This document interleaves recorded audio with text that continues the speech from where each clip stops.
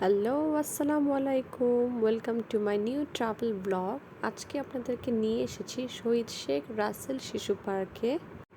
এটি ধানমন্ডির কলাবাগানে অবস্থিত। শহুরে এই গদবাঁধা জীবনে মাঠঘাটের খুবই অভাব। বাচ্চাদের খেলার জায়গা নেই বললেই চলে। সেই হিসাবে শেখ রাসেল পার্কটি একটি ব্লেসিংয়ের মতো।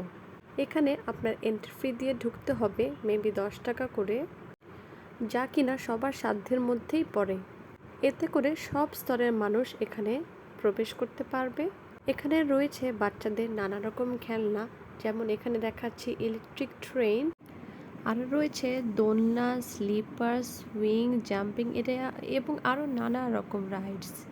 বেশিরভাগ রাইডসের মূল্য 20 থেকে 50 টাকার ভেতরে।